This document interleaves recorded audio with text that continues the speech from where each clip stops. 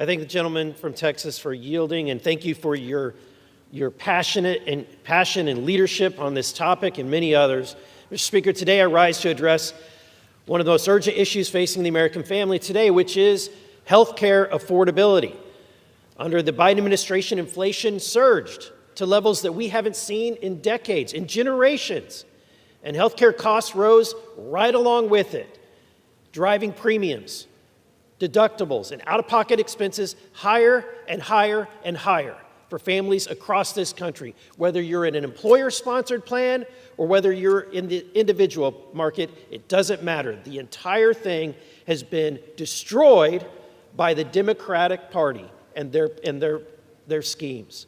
For years, Washington has told the American people that if we just spend more, if we just mandate more, if we just regulate more, then healthcare will somehow become cheaper. It'll become simpler and more humane. But that promise clearly has failed in a spectacular way.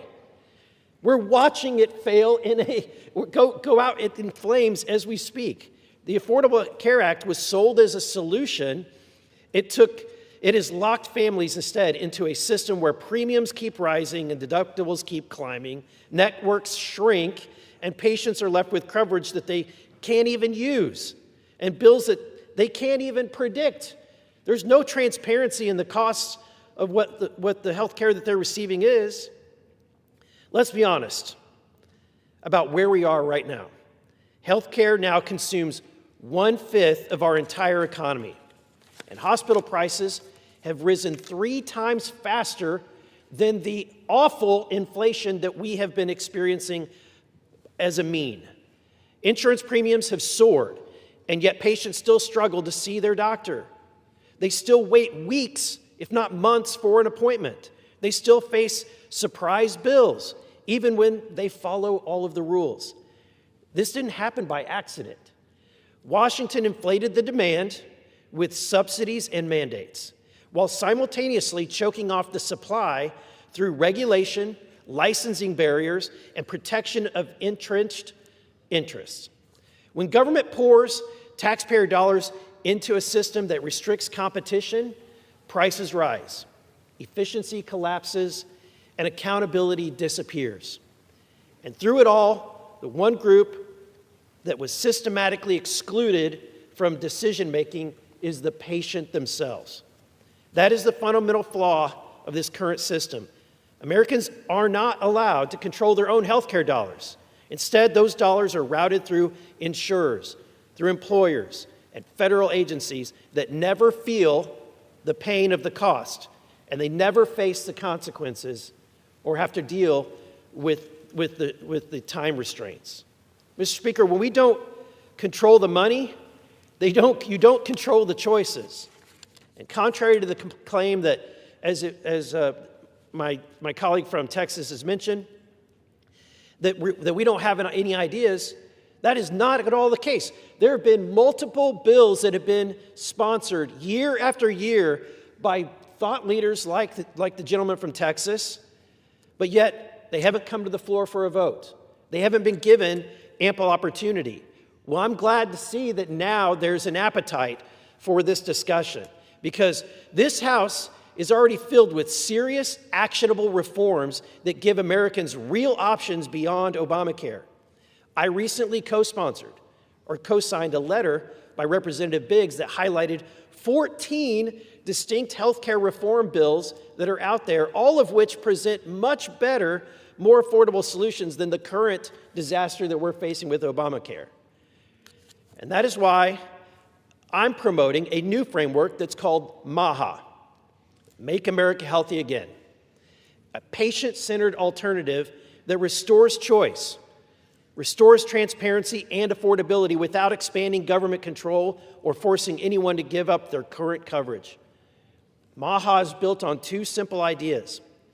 First, MAHA accounts, which are a modern, flexible, tax-free health account that puts individuals and families back in charge of their health care spending. In essence, this is following through on the things that our president has truthed. Stop giving the money to the insurance companies, give the money to the people.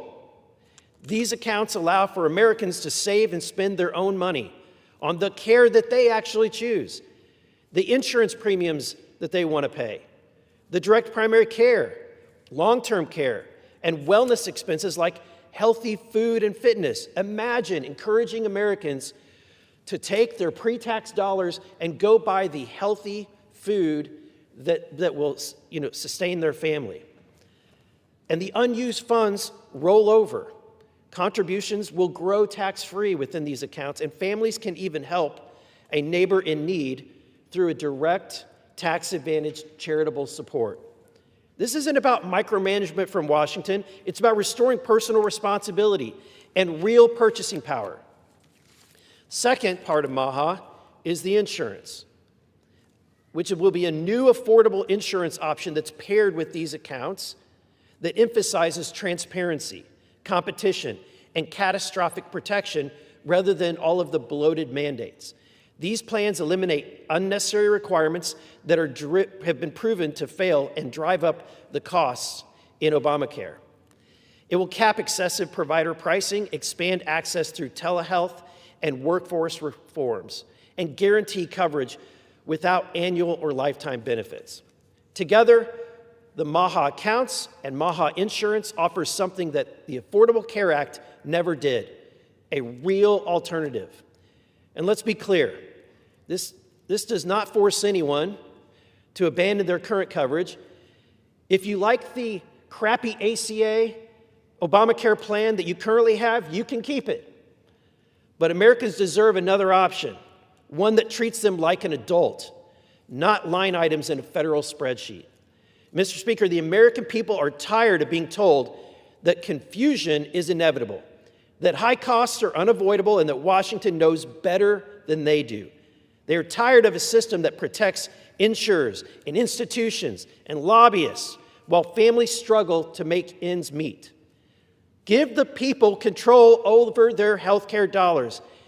It's not a radical concept. It's how markets work. It's how innovation happens.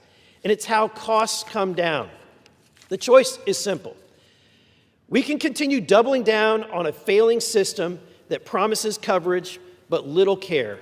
Or we can offer Americans a new path, one grounded in freedom, one grounded in responsibility, and trust in the people that we serve. Mr. Speaker, the American people, and I want to make this very clear, Mr. Speaker, the American people don't want Republicans to do half measures or to tinker around the edges.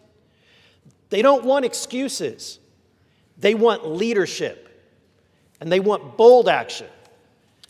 They want politicians to stop writing blank checks for a broken system and finally deliver the kind of transformative healthcare solutions that this country and these people deserve. Anything less borders on political malfeasance. With that, I yield back, and I thank my colleague from Texas for allowing me this time.